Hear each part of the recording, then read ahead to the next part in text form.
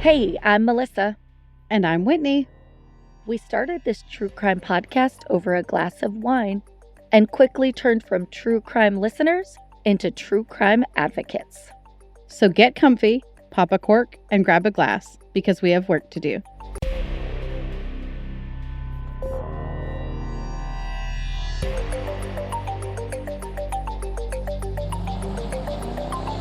This is Cults, Crimes, and Cabernet. Some content may be unsuitable for sensitive listeners. Discretion is advised. Happy Monday. Happy Monday and happy President's Day for those who celebrate in America. We have the weirdest holidays in America. It is a federal holiday. Oh, okay. My oldest is enjoying it because it's his actual birthday. So he's, yay, no school on my birthday. That's awesome. Yes. Yeah. Awesome. What do we got going on as far as announcements? We don't really have many announcements, but we do have new merch. We do. And I love it. That's better than announcements, in my opinion. Or is it an announcement? But we've got some new merch designs dropping. And to celebrate that, we, of course, are having a sale so that you can get the new merch at a good price. What did we decide to do? Free shipping and 10% off? Yes. Whoop! You can't beat free shipping and 10% off. That's a lot. That is a lot. There are some amazing things on our site, cultscrimescabernet.com. Don't forget to use the code FREEPRES, that's FREPRES, to get the free shipping and 10% off your order. Perfect. So wine, we got wine? Yes, I do. And it has the cutest little porcupine on it. Oh my gosh, that's adorable. I know. This is called Frappato. It's via the Italian Republic. Okay. Oh, it's fancy. I guess it is, with the whole porcupine and everything. It is from Far and Wide Expeditions. I want to say it doesn't. I was trying to see what type of wine, but is it a white? I think it's a red. I think the Frappato is the type of wine. I don't know that I've heard of that. I'm going to Google that. I looked it up like a week ago to decide if I was going to have this on the show or not. Frappato is a comprehensive guide to Frappato. It's a type of wine. Yes, I've never heard of it. It is like a red blend. So for anyone that likes red blends, you would also enjoy a Frappato. But yeah, I guess it's a certain type of grape, indigenous to Sicily. Yep. It says here, a rare fruity find from Sicily, Frappato bursts with aromas of sweet red berries and incense spice. I do have to retract something. That is not a porcupine on the front of the bottle. It is a hedgehog. I just read the back. I mean, it's like discount porcupine. Isn't that what a hedgehog is, a discount porcupine? I'd say so. Sounds good to me. But yeah, I really like it, but I'm into red blends. This doesn't taste sweet to me. I might be a Frappato kind of girl. Interesting. I'm going to start looking for it on menus and see if I can expand my horizons a bit. Yes. Okay, so Melissa's been telling me about this case that we're getting into today in Massachusetts all week. She's been working really hard on it. This is probably the longest script she's written.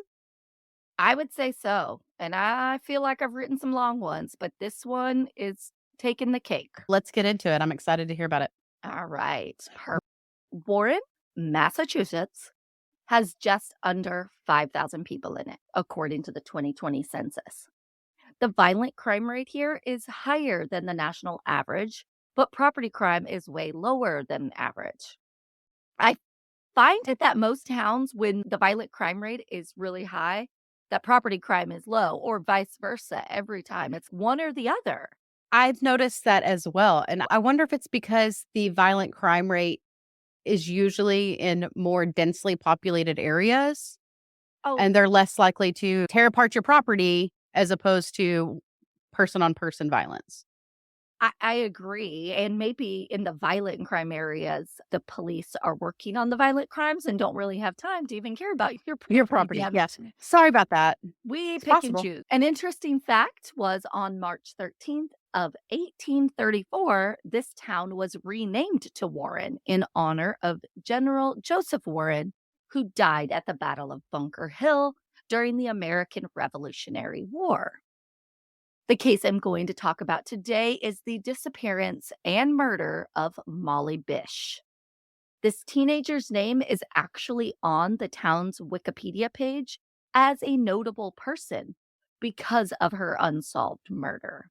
I haven't seen that happen. You can obviously tell there wasn't a long list of notable people coming from Warren, but I still found that pretty crazy.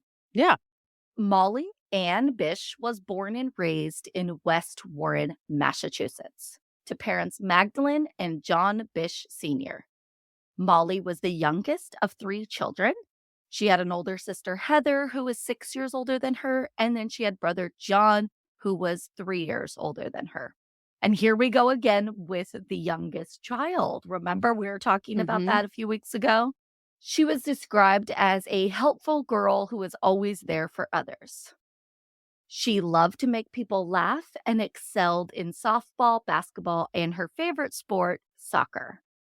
She was 16 years old when she got a job as a lifeguard, and she loved it. She got this job because her older brother, John Jr., was originally this lifeguard at Cummins Pond, but he quit, and he was able to get Molly this job as his replacement. She was enjoying that in the summer before her senior year. She also loved music, singing, and shopping. Molly had a very close-knit family. Heather, her older sister, lived just down the road from her family's home. And Magdalene, who went by Maggie, the family's matriarch, she was a local teacher. John Sr., her father, was a probation officer. They were just your everyday, middle-class working family. John and Maggie had moved from Michigan to Warren because they wanted to raise their children in a safer area, or what they thought was safer. 20 years before Molly had gone missing, her parents and Heather, that was their only child at the time, were living in Detroit when a young woman was kidnapped, raped, and killed. And this is what propelled this young couple with their one child to move, to leave the big city area. They didn't want to raise their children in that violent area, only to eventually have their worst fears happen when they thought they were safe. Molly was an honor roll student that would spend her time babysitting, school, and sports. Then, only a few weeks before she went missing, she started working at Cummins Pond. Now, I told you she got this job from her older brother, John Jr. He was quitting, moving on to another position, and Molly's family didn't have any reservations about this beautiful 16-year-old girl going to work in this rural pond that was frequented by fishermen and the occasional group of people wanting to party. They really weren't concerned at all for safety. They felt safe. They knew this pond. John Jr. had worked at this particular pond for 3 years, never had any issues that concerned his safety.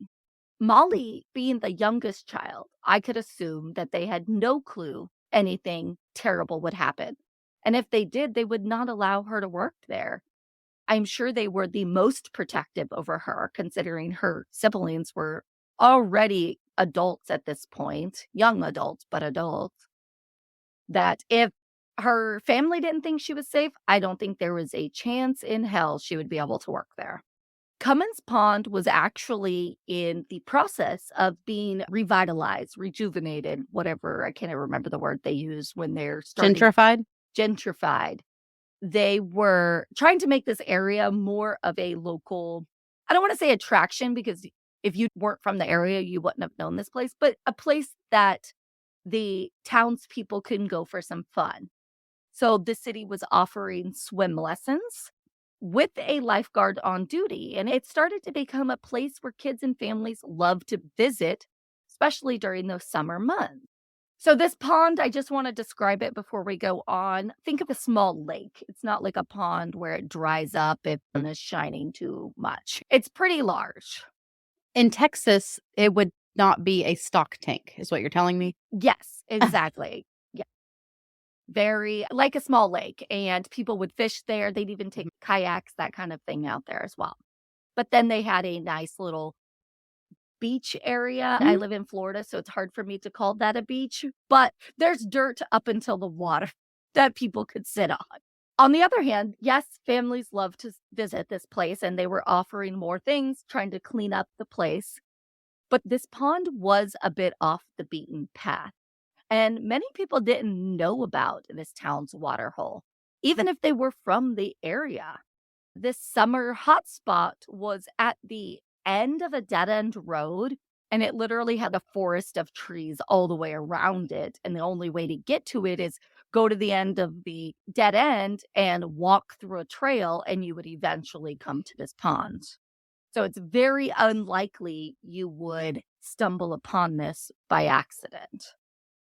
Now for the day that Molly went missing. It was June 27th of 2000. It was Molly Bish's 8th day working at Cummins Pond as a lifeguard. Molly was already having a rough start to the day. One of her friends was hit by a car the night before, and on this particular Tuesday morning, Molly's mom woke her up, told her the news, and then snuggled with her in bed while she processed and prayed for her friend. It was a rough morning for Molly. Molly was so responsible that even though she was devastated about her friend's accident, it was the first day of swim lessons, and Molly wouldn't let those kids down. So she gets ready, and then her mom drives her to the pond. But first, they stop by the local convenience store to grab some water, and then off to work Molly goes. The day before, when Molly's mom was dropping her off like she was doing on this Tuesday, her mother noticed a white vehicle with a man sitting in the driver's seat smoking a cigarette. Now, Molly is the lifeguard on duty, and she's the only one. And so nobody is typically there when Molly arrives because she kind not that she opens up the place because it's a pond, but typically no one gets there till after the lifeguard does. So Molly's mom found this odd that he was in this parking area and really had no business being there. Sure, it's definitely a flag to consider because Ex- it's different. yes. And this man glared at her mom and honestly just gave her an overall bad feeling. So, what does typical moms do? She pretended to be fiddling with some stuff in her vehicle and her purse to kill time, hoping this man would leave or actual people swimming in the pond would come by so she would feel more comfortable about leaving her daughter there. Because this is very rural area, not a lot happening. You'll get your occasional fisherman. And then also, Molly didn't have a cell phone. This is the year 2000. They weren't as prominent, obviously, as they are now. She did have a beeper and two-way radios, but this worried mom, I can completely understand her issues with leaving her alone. But it didn't take very long, and the man drove away. So this mother, she was relieved. She drives off thinking, crisis diverted, all great. I don't know if you want to call it mother's intuition or what, but Maggie just had such a bad feeling about this guy. Like it stuck with her. But by the end of that day, so this was Monday, when she picked her daughter up and nothing was amiss, this mother thought she was overreacting, was like, hey, no, my daughter is safe. Everything is fine. Yeah. But that very next day, everything is not fine. Molly arrives at the Cummins Pond, and no one really knows what happens next. But it doesn't take long for her to be reported missing. Because when parents and children arrive at the pond for those swim lessons, they don't see a lifeguard on duty. So they phone the parks commissioner to let him know what's going on, that there's no one here. What do police typically think when a teen isn't where they should be? Run away. Yeah, they assume they left on their own. They're most likely with friends. No need to panic. They'll turn up. The pond had quite a few people there that morning. It's June, kids are out of school, and none of them had seen Molly at all. Police did not secure the scene because they did not realize a crime had happened. They assumed she took off. And it actually took about 3 hours after getting that call of no lifeguard on duty before authorities came out to the pond to check on what was going on. And they started searching the pond thinking Molly may have drowned. Around the same time that the pond is being searched, they finally contact Molly's mother. She doesn't hear anything until about 1 p.m. So she drops Molly off just before 10 a.m. And all of that time, she just thinks her daughter's working, doing these swim lessons, and everything's fine. And her family knows right away that she did not run away. First, because she was such a responsible girl, she wasn't even going to miss work after being so distraught, but something more concrete that they knew about Molly. And at this point, obviously, they don't know about victimology, but knowing who Molly was, I think played a big role in this. Molly did not like walking barefoot anywhere. Same, girl. Same. Especially around this muddy, watery forest area. She did not like the way that grass and dirt made her feet feel. So the fact that her shoes were left right next to where she would be proved to her parents right away that she did not go on her own. Yes. Because more than anything she would have taken with her, she would have worn shoes.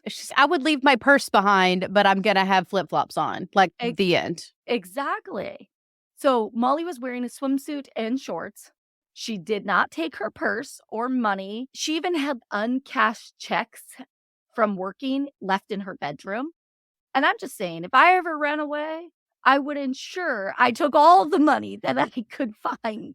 Definitely would not leave any money behind because you're going to need it. Yes. Other items that were left behind at the pond was Molly's lunch that was packed that morning, the water bottle she got at the convenience store, the two-way radio, her sandals. They were all left right by the lifeguard chair that Molly was supposed to be sitting in that day. This lifeguard chair wasn't like one of those towers we see at the beach where you can book a huge area. This was literally like a beach chair you would buy at Walmart. I was going to ask, is it just like a lawn chair that unfolds and sits next to the shore? Yes. Yeah, it's on the pond's bank. That's all it is. And then there was also a first aid kit, and it was a decent sized box. So I give them that because the lifeguard, whoever was on duty, would sometimes put their feet on this first aid box to get a tan or whatever, because it was hardly ever used. Obviously, they needed it out there.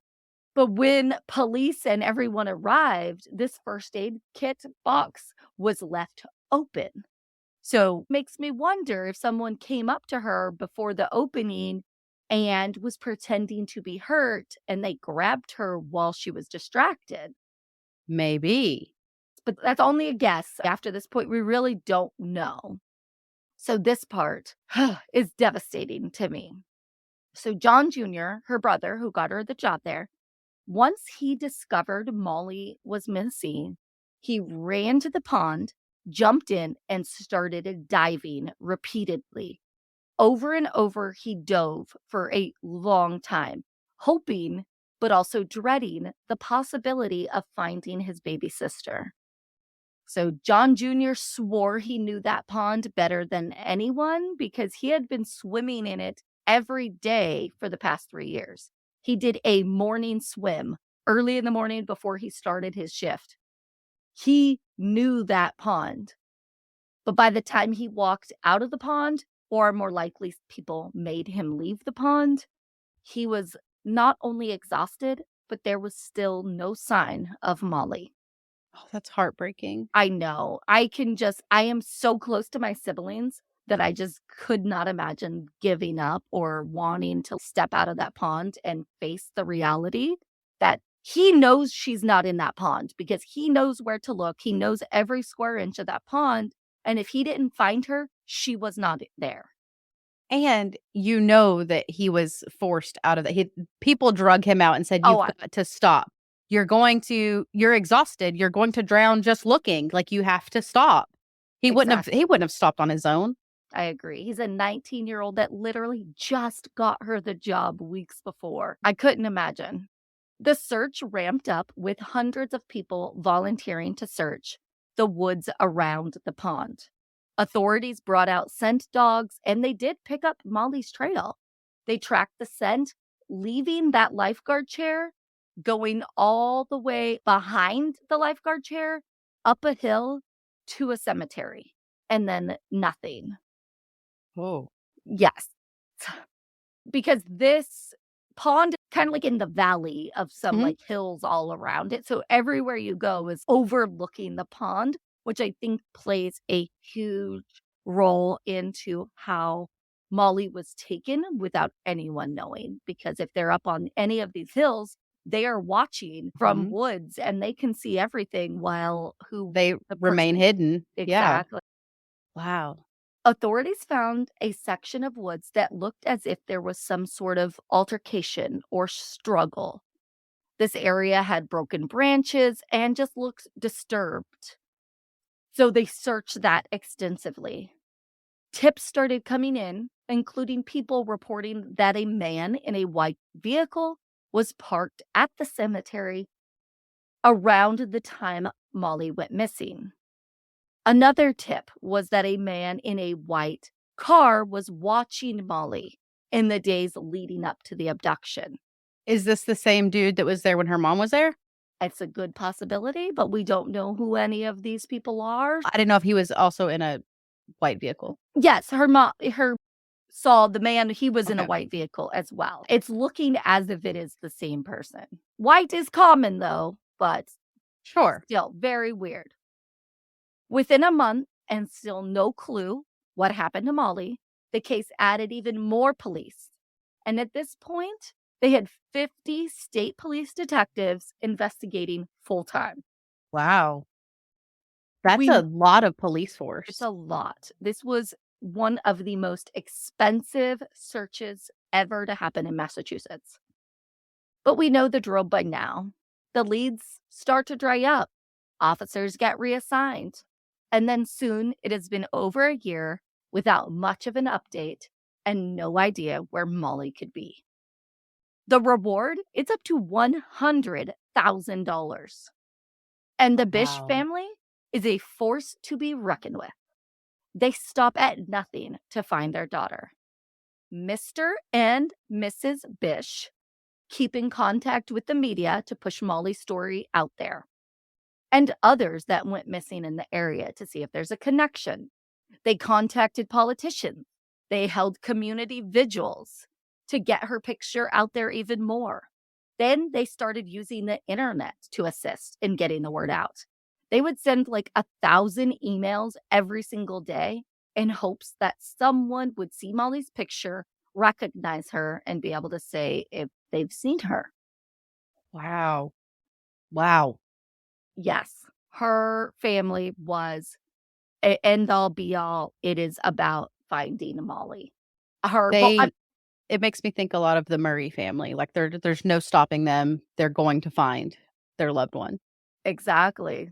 So with Molly's mom being a teacher, she was out for the summer, can devote all of her time Mhm. finding Molly. Her dad took a very long leave of absence, and actually the mom ended up going back to work before he did. Wow. Yes.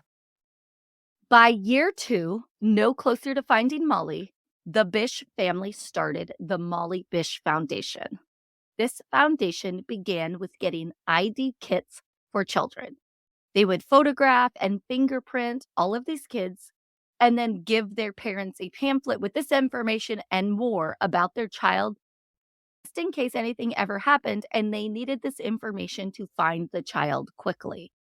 So I remember doing this as a child a few times in public school, and I know my boys have done it as well. And I personally love it. I think it's really good to have that updated photo, your child's information. That way, it's super easy to hand it over to police if your child goes missing, and that's taken on personal experience. So I am all about easy access to information. It's interesting that you say that because my kids' school district sends those Identikid kits home every year. So to make sure that you have the ability to do that. I love it. Yes, it's a Same. great thing. And so this Molly Bish Foundation, that's what they started with, getting as many children as they could possibly get. I know it's terrifying to think about, and nobody wants to think about, "Oh, I need this in case my child goes missing," but honestly, it could be vital in locating them quickly, and it has nothing to do with even being nefarious. It could No, just be a but crazy think of thing that the happened. yeah, think of the time it would save you. So when I was young, 10, I think I was, I don't know, I was young. I got separated from my mom at a mall, and she had to find a police officer to say my daughter is missing, and it was me and a friend. And if she would have had one of these, which we had the identity kid like cards, it looked like a Yeah, driver's ID. license. Yes, Yeah. that's the ones I have for my boys. Yeah, we had those when I was a kid too, but I don't know if she even had it. But if you had this piece of paper, it takes so much time off of what do they look like? What were they wearing? How tall are they? You can immediately give them all the information in one fell swoop. And that was just we got separated because I walked faster than my mom that day. It doesn't have to be that someone kidnaps your child. It doesn't have to be a bad thing. It's just a tool you could use to protect your children. Exactly, and from experience, if your kid goes missing, you are not gonna know the answers to any questions because you are hyperventilating. Yes. You're hysterical. Hysterical. I really cannot applaud this family enough for all of their hard work on their loved one's case, but honestly, so many others that they had an impact on in the future. I'm going to chat about another local case quickly, very 2 paragraphs about it because it does overlap with Molly's disappearance. And this was that of Holly Kristen Period. She was 10 years old when she went out with her brother to look at some puppies that the neighbor had, and she never returned. And this was in August of 1993. So a bit of time before Molly's disappearance. So we have Molly and Holly just to make sure you keep them straight. Molly is the case I'm talking about. Holly is the connected case. The first crazy link between Molly and Holly was when Holly went missing. It was a massive search, made pretty big news in the local area, and Molly was about 10 years old at this time. She wrote Holly's parents a letter saying, because she had heard about this news, she was grief stricken. She was just like, she didn't understand how kids can go missing. And she wanted to send a note to her parents. And her parents had kept this note all of this time. And it says, Molly wrote, I am very sorry. I wish I can make it up to you. Holly is very pretty girl. She is almost as tall as me. I wish I knew Holly. I hope they found her. And that makes me sad because, like, both of these girls were young girls in that age around the same area. And Holly's remains would be found 2 months later. And it was found by hunters, and she was murdered. Oh. I know. So that alone, that coincidence that when Molly goes missing 7 years later, Holly's parents know of the name Molly Bish because of the card that she had sent to them when their daughter was missing. Another reason these two cases are intertwined is that a police officer in the area of Holly's case was conducting his own side investigation on her disappearance and murder. And he received a tip about a blue swimsuit up in the woods. So this other man was hunting around Whiskey Hill in Palmer, Massachusetts, and he came across this swimsuit. And this was around towards the end of 2002. So Holly was already found by this point, and she didn't have a blue swimsuit on. What is the first thing you do when you wake up? Is it checking your credit score? Definitely not. Didn't think so. At Chime, that's exactly what they do. With their secure Chime Credit Builder Visa credit card, you can start to build credit with your own money. Chime reports your payments to credit bureaus to help build your credit over time. Their members see an increase of 30 points on average. All of this with no annual fees, large security deposits, or credit checks. So start your credit journey with Chime. Sign up takes only 2 minutes and doesn't affect your credit score. Get started at chime.com/Cabernet. That's chime.com/Cabernet. The Chime Credit Builder Visa Credit Card is issued by Stride Bank NA, pursuant to a license from Visa USA. Chime checking account and $200 qualifying direct deposit required to apply for the secured Chime Credit Builder Visa Credit Card. Regular on-time payment history can have a positive impact on your credit score. Impact to score may vary, and some user scores may not improve. Out-of-network ATM withdrawal fees may apply except at MoneyPass ATMs and a 7-Eleven or any Allpoint or Visa Plus Alliance ATM. But it was very weird that this blue swimsuit was literally in the middle of a forest where people go hunting and where humans aren't typically. It's a little misplaced. It would be one thing if it was on like a trail, so it could have fallen out of someone's bag on their way to the pond, something along those lines, if there were trails there. But just being out in the middle of the forest, it doesn't belong there. Exactly. So I don't know how that police officer and this hunter knew each other, but essentially the police officer, whose name was Tim, gets word of this blue swimsuit. And by this time, he'd also become obsessed with the Molly Bish case as well. So this police officer, he worked in North Brookfield when Molly vanished, and he was immediately intrigued by the case, just as he was in Holly's disappearance and murder. He was never officially on either of these cases, but his friends would say he literally became obsessed with these unsolved crimes. And authorities would say that these were unauthorized investigations. So this Tim guy hears about this bathing suit and he goes up to Whiskey Hill. He finds the swimsuit still there after all this time because this was like months between when the hunter had seen it and then when he told the police officer and everything got worked out. So Tim alerts the authorities of this find. Then this area is searched extensively and human remains are found. On June 9th of 2003, so just about 3 years after Molly went missing, she was found 5 miles from her family home. The manner of death was homicide, but the medical examiner, he couldn't tell the cause of death because of how long it had been, and they were not even able to find all of the bones. So essentially, Tim conducting a side investigation and this hunter is what led to finding Molly. Tim was not praised for his work in finding her, but he actually became a person of interest because they could not understand why this guy was obsessed about the case. I honestly don't think he has anything to do with it. Just throwing that out there. There are much more likely suspects that we will talk about. Okay.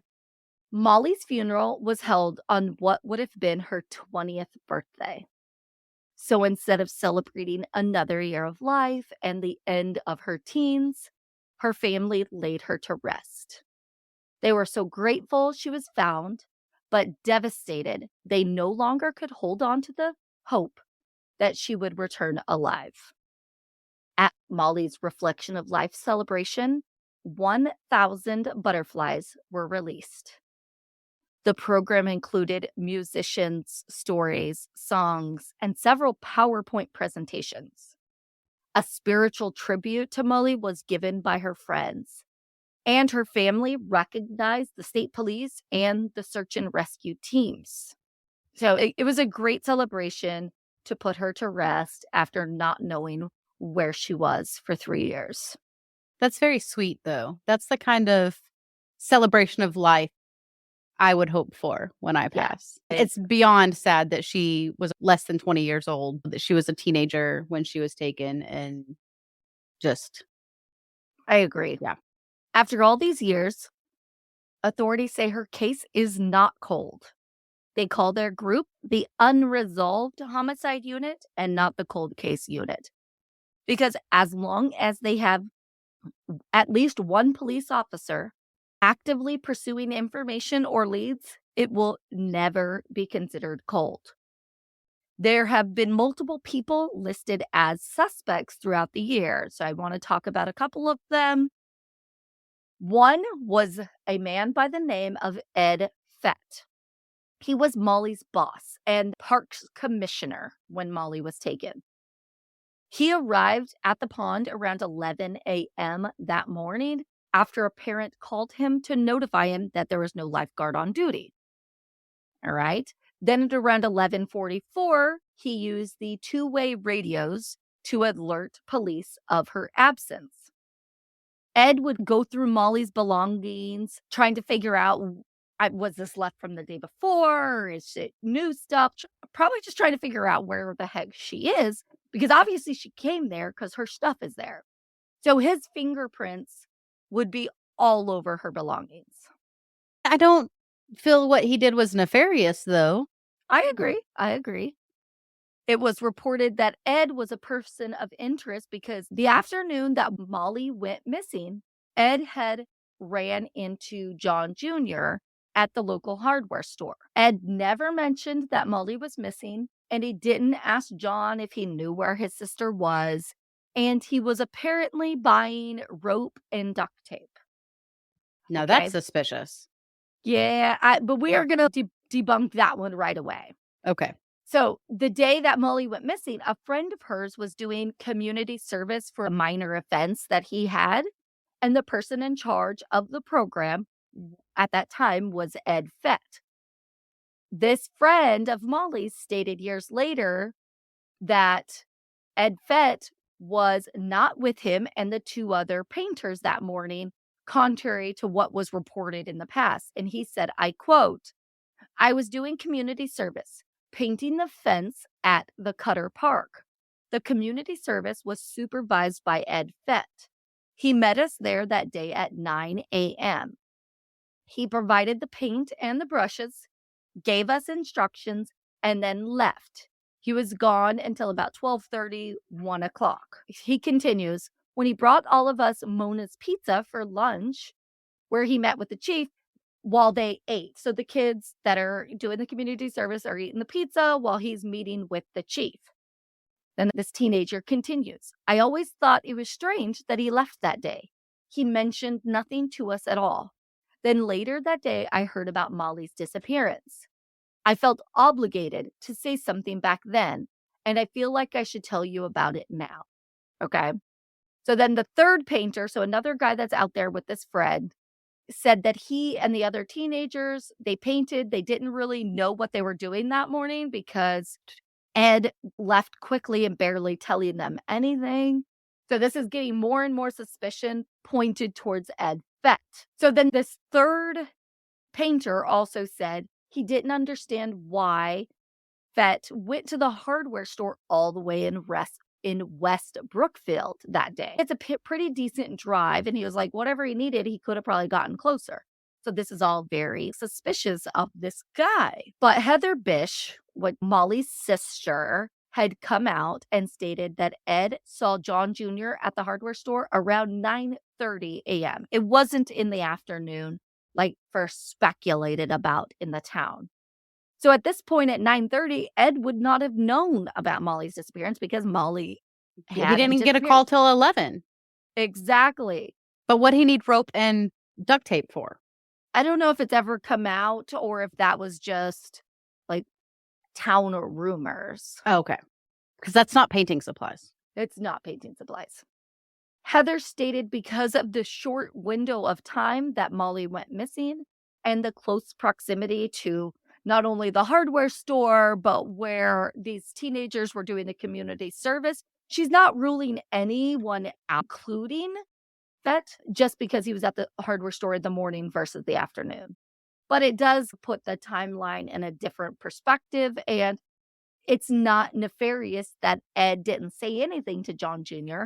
because Ed didn't know anything in the morning. I feel like her sister would be the person. She would have no skin in the game. The next person that police looked into was a man by the name of Rodney Stang. This guy was arrested for murder of his girlfriend, Crystal Morrison, and he committed this murder in Florida. Before his time in Florida, Rodney had lived in the Warren area for years. Rodney and his brother Randy, they were hunters, and they were known to hunt in the area where Molly's remains were discovered. They also fished at Cummins Pond around the time of Molly's disappearance. And I believe it was the brother had a white sedan. Both of them left the area shortly after Molly's disappearance. Rodney Stanger is serving a 25-year sentence for the murder of his girlfriend. He's never been charged in anything in Molly's case, but that's quite a bit of circumstantial evidence, like linking him to Molly. And he clearly has the ability to murder somebody if he's in jail for murder elsewhere. Yes, exactly. Another link was when Molly was taking her lifeguarding certification courses. She was doing this in the town of Southbridge at a local YMCA. Well, Rodney lived right by this YMCA then. So could he have seen her there and become obsessed and started following her? Maybe. Could he have been the man driving the white car spotted the day before her disappearance? Could he have been in the cemetery the morning of Molly was taken? There's also reports that Molly's father, he had a second job and he worked at a hospital there in Southbridge, and sometimes he would drop Molly off at the YMCA so she could do workout or do whatever while he went to work, or if he had to grab something. It's even more chances that this Rodney guy had seen her there. Yeah. The next person of interest was a guy by the name of Gerald Bastistoni. He is a convicted child rapist, and police started looking into him for not only Molly's murder, but for Holly's as well. The child victims in those cases he was convicted for lived in Warren, so exactly where Molly had Same lived. spot. Yep. And he had ties to Sturbridge, which is very close to the Cummins Pond. This is pretty much all that was released about Gerald that led police to look into him.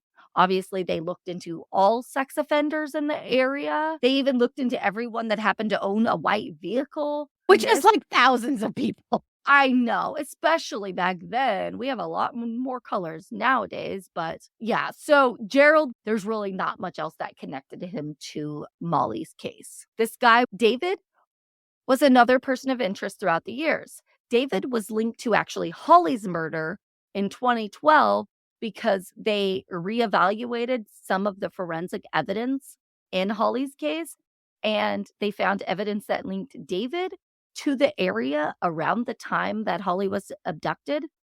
Police never came out about how David was connected to Molly's murder. Officials stated the nature of the items that either David or people associated with him were in the immediate area at the time relevant to Holly's disappearance and finding her remains. So in my mind, they can place him where she disappeared as well as where she was found. That's super coincidental. I'm sorry. Yeah. How convenient. Yes. All right. The last guy we're going to talk about is Francis Sumner Sr., who went by Frank, but we're going to refer to him as Francis because he's a convicted sex offender and I don't give a crap what he likes to be called. Yep. Francis lived in Spencer, Massachusetts.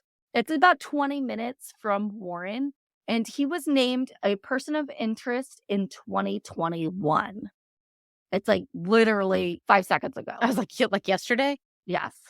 When Heather Bish was made aware of this man and saw his picture, she said it was jarring because Francis looks so much like the sketch of the man her mother saw in the white car. Oh. Francis has a bunch of charges on his record, including a conviction of aggravated rape and kidnapping in the 1980s, and a whole list of other things. He died in 2016, so obviously authorities cannot interview him about Molly's murder.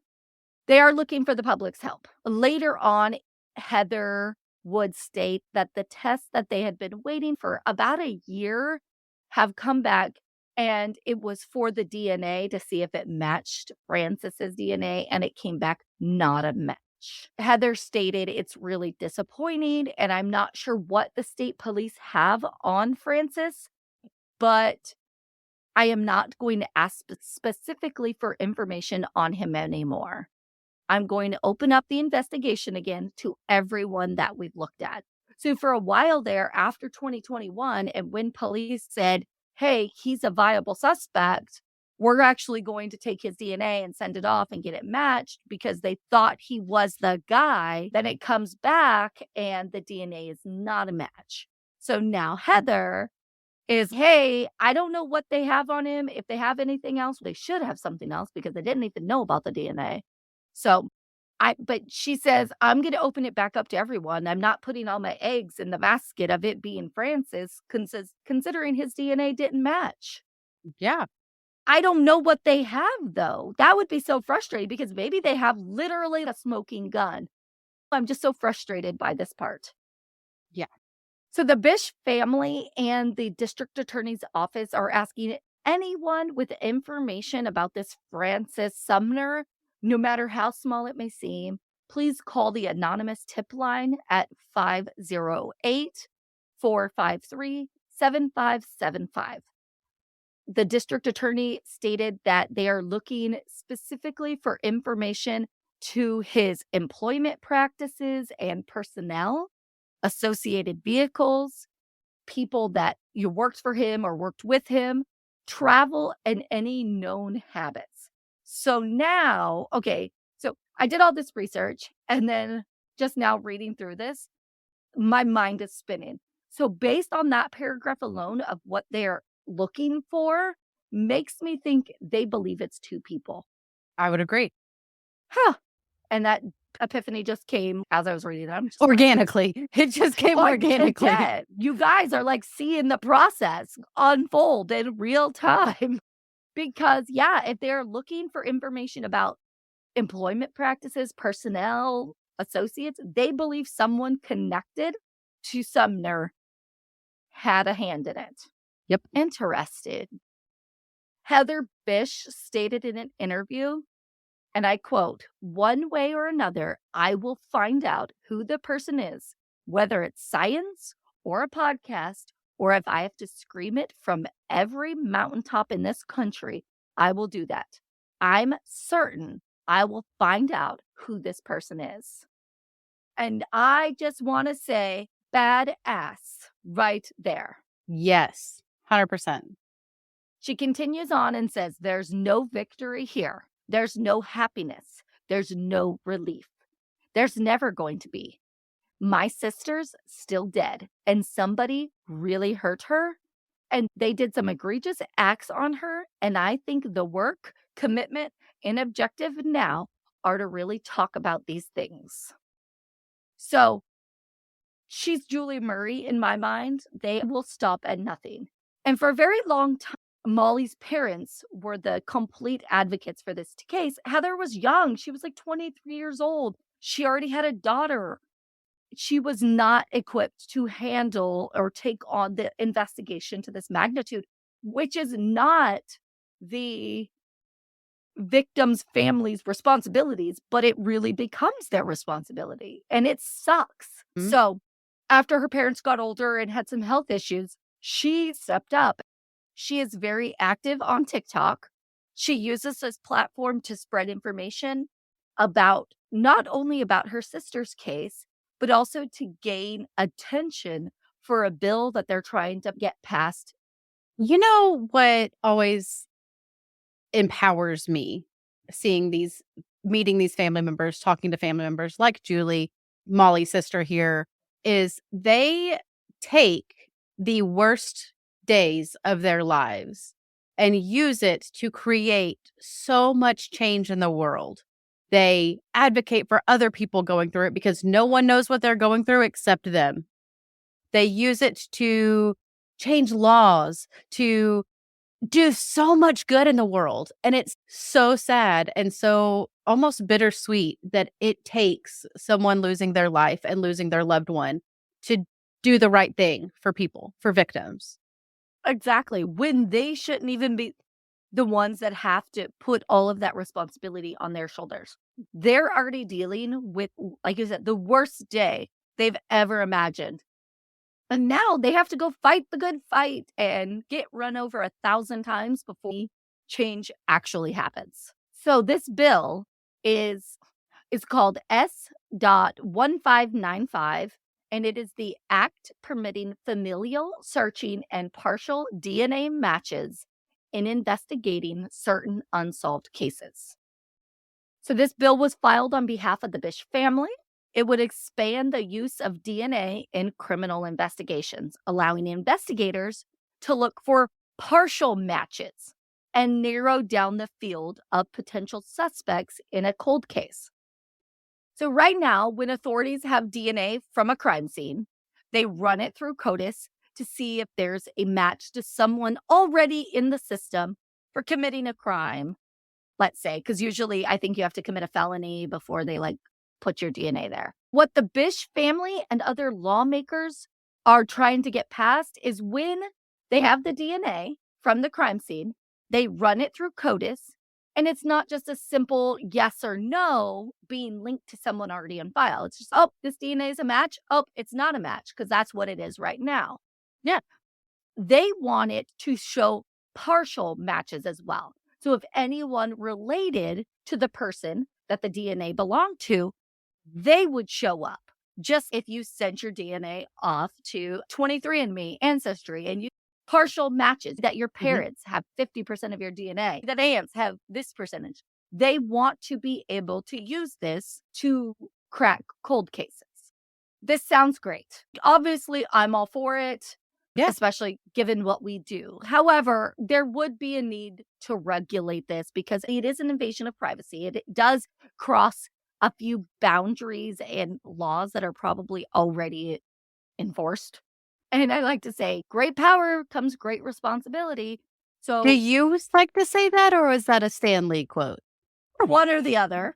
I love it either way because people in power. It is true. We could all learn a thing or two from Stan Lee and Spider-Man. Yes. Rest in peace, man. Yep. It really could do amazing things for thousands of cold cases if this was allowed in the states. And I didn't know this until researching. There are 5 states that have laws or formal policies allowing familial DNA searches.